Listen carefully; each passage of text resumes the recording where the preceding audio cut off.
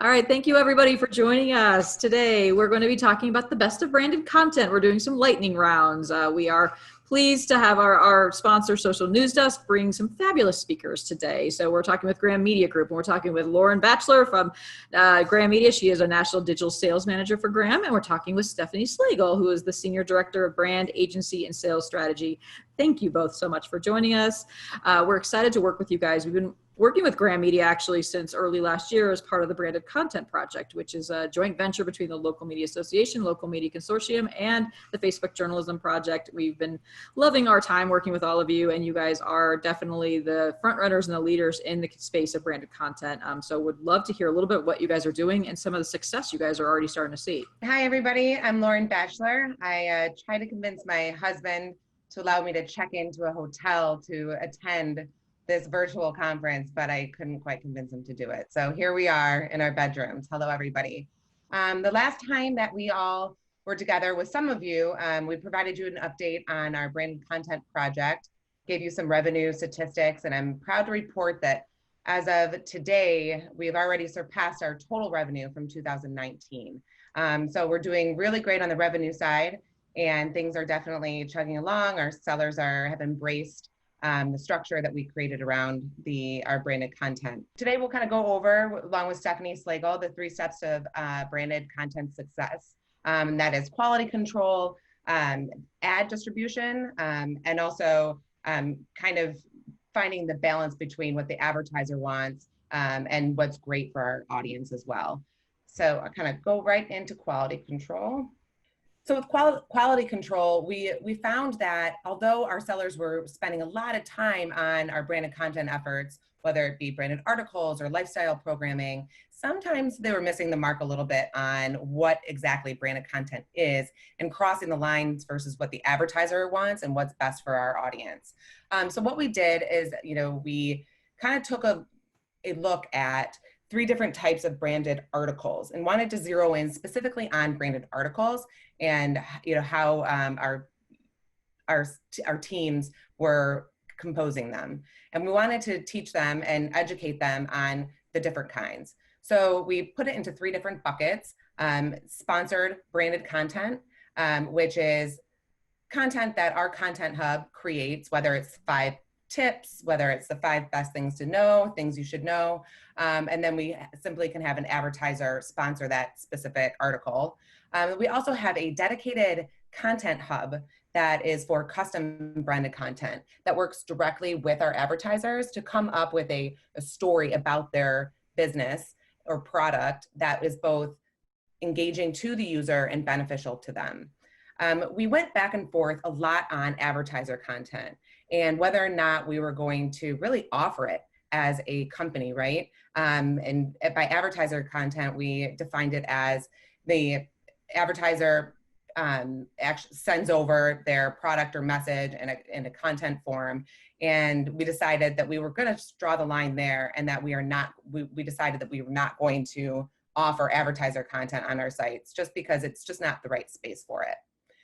So we went and we created some branded content guidelines. And so we went through and talked to our sellers and say, here's what branded articles do. They're well written, and they to the quality that we expect for actual editorial articles. They're well researched and fact checked, interesting to the user, edited and reviewed by the editorial team before being posted. It's sometimes, believe it or not, there were some articles that were being posted without even an editorial review. And it's clear that the content was paid for by the client was very important to us as well. We wanted to do very clear guidelines on what branded content does not.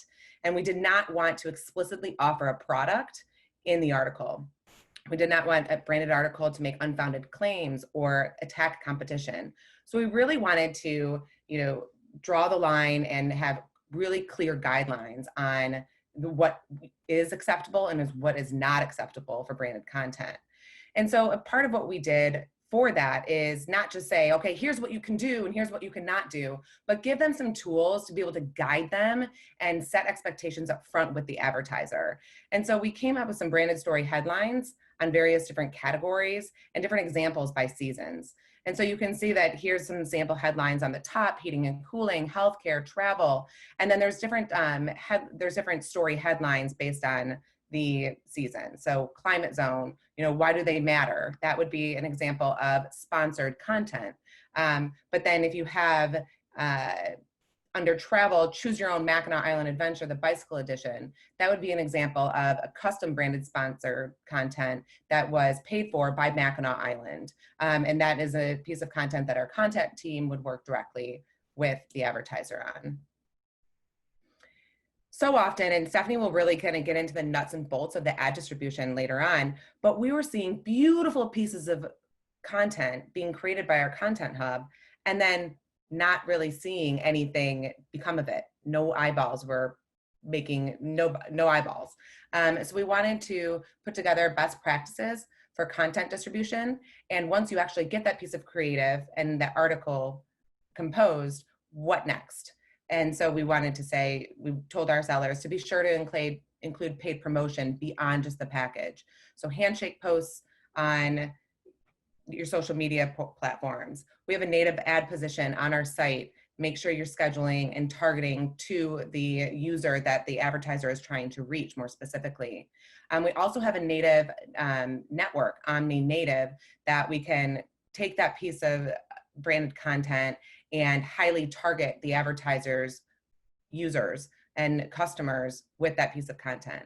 So we wanted just to let everybody know that if you don't pay attention to your distribution, your client is missing out really on the true value that is associated with our brand. And of course, don't forget your companion ads. There were so often these articles would be launched and we would drive people to them, and we wanted to make sure that they always remembered to have an advertiser message in the companion ad, because that is where you're able to sell your clients and have a call to action.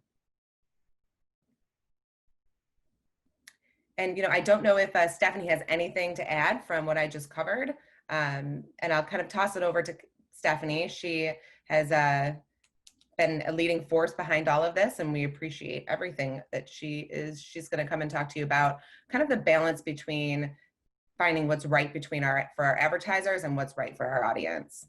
Thanks, Lauren. Yeah, that's what you're going to see in some of the examples that we'll show here in a minute, are how content distribution can make or break a campaign.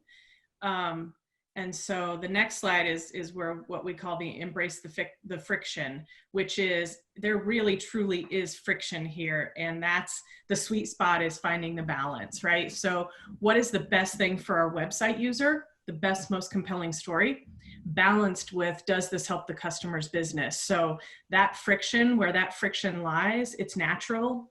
And it should happen. So we constantly have to remind both sides that friction is normal and natural for us to find the right balance. So recently we got together with all of our sales teams and we pulled some of our most recent, and by most recent we mean our branded articles from this year. We pulled those together really with the only lens being Google Analytics, right? So which of these articles that we've put out this year have done well, and which have kind of missed the mark to some degree. So we presented this to our entire sales team. So I'll go over some samples of those with you. Next slide. So this was a large hospital at one of our markets. So we looked, and the page stats were good. This is one that we considered a good balance for the customer and the user, right? Obviously with COVID-19, so much misinformation out there, this hospital was able to come forward and be the resource for information. So the best stat on here, of course, is the almost 5 minutes time on site. So that this article is actually being consumed, and the social stats with the comments and shares were great. So great title, right? Very topical for the time. I think this one ran in April. The client is established as the resource. So this is a very well done article with good information, but the client is the one that's providing that information. And the call to action is not salesy. The call to action at the end of this is, if you have challenges, if you think something's going on, here's a link where you can get an appointment with one of our virtual care options, right? So really smooth, good balance for the advertiser and also the user, good value for the user. Next one. Another example that we thought struck the balance well. This was a health system in a different market. that achieved up to over 7 minutes time on page, with good likes, comments, and shares on Facebook as well. But the headline and photo are shocking, right? Those beautiful children with that shocking headline of cancer is just a really tough. Anytime that can kind of elicit an emotional response. The story was long and very, very well written, very emotionally written about the struggles that this family went through with cancer, with their pediatric cancer. And the client is featured throughout this article. You can see those blue links. The client is featured throughout this article multiple times as the expert. So really using the emotion of what was happening with this family, which of course they had, we had all the approvals from them to do so, but using the emotion of this family to tell the story, but to tell it through the lens of this children's hospital in this town is the one where you can go get this type of information, was really valuable for them, but also valuable for the user because it was a good story. Next. Another one we felt great about, and this was one of our markets who sold this during the COVID, the height of the COVID epidemic, right? This was, or pandemic, sorry, this was in April that this one actually hit. So it's a pest control company.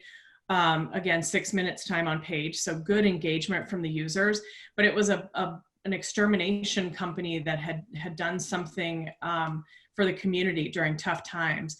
And the headline appeals to that time. That time was very much about what can I do? What are other people doing? And appeals to the sense of local, which was very important to them because this particular customer had a lot of competitors in the extermination space that were not local, right? So this was a big point for them. And the client also manages to feature in here that during these tough times, they are still open for people who have needs. So it was a good balance of a really positive story going on in the community, and also help the customer make sure that they were still up in front of their prospective clients. So it's great balance for them. Next one.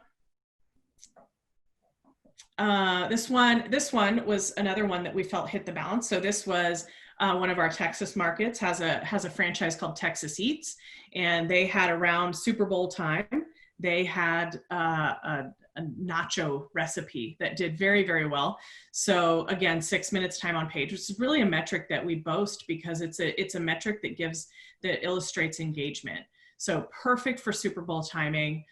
Featured the client's chef, so that was a segment that we filmed featuring the chef of this grocery store. Valuable recipes to the user, so of course that's a benefit to the user, and great way to feature products that are available at that grocery store. Next one.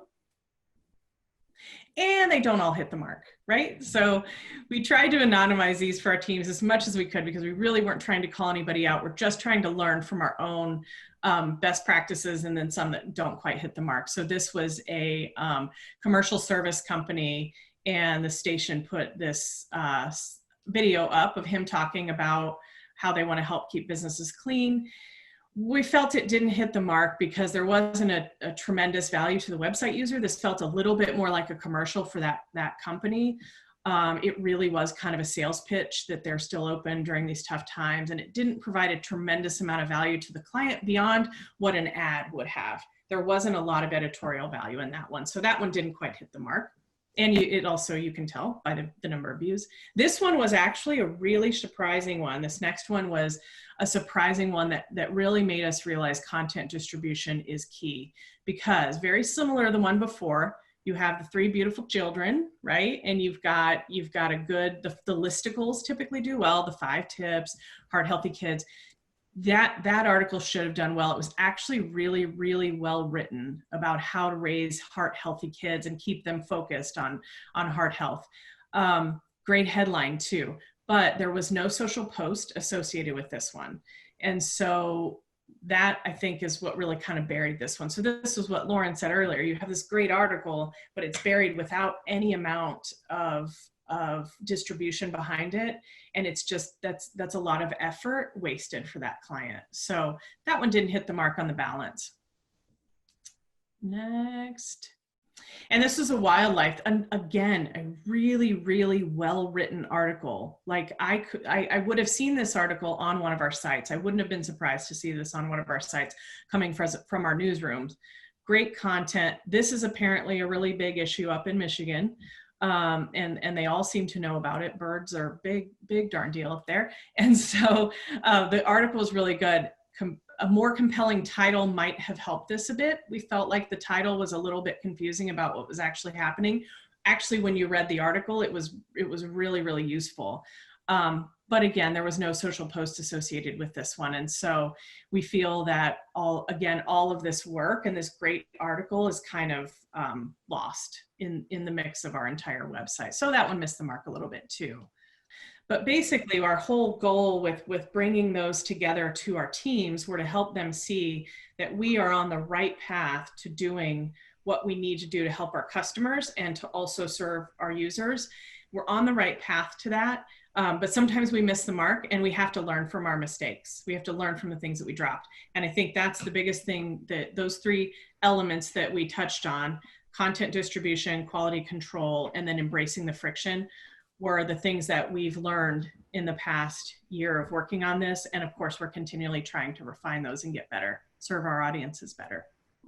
So awesome. Thank you guys so much for sharing all these details with us. You know, as we kind of wrap this up, and just, I know that people are always wondering too, and I always try to leave it with a little bit of advice. If you were going to give some advice to folks that are just getting started, you know, really, what would you recommend for them to do if they were going to start tomorrow? I think my advice would be, probably the place I would start is making sure that your sales team really grasps what's happening, what you're doing.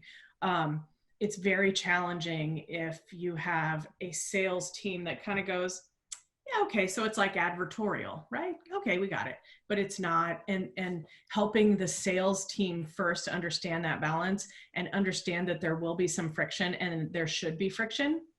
That I think is most helpful as they go in and talk to their clients about it, because that's where it can stumble. And I know our team spent a lot of time with our sales teams. And I think the initial response is to just go to, well, let's get the content right. And the salespeople can sell whatever we write. But if you miss that balance, you actually annoy quite a lot of customers if you don't get the sales team on board with that first. That would be my advice. Yeah, and to Stephanie's point, you know, really educate the sellers. Just start with the advertiser and understand what the advertiser's goals are through a branded content campaign. Because if you're talking to a high volume retailer, car dealer, and they have a complete sales message goal, branded content might not be the place for them. But it, you know, it could be in a different area. So understanding what the goals are and managing expectations up front before going down the road and disappointing, you know, by managing expectations up front. Yeah. Well, thank you, Lauren. Thank you, Stephanie, so much for really sharing all these details with everyone. Big thank you to LMA, LMC, the Facebook Journalism Project, and of course our sponsor from Social News Desk. But we just appreciate all the details you guys are sharing. Just your ability to educate and inform is great through your branded content project focus, as well as what you guys are doing with Graham. But honestly, just thank you guys for sharing all these details with all the sellers and the content creators out there that are looking for advice. So appreciate what you guys are doing.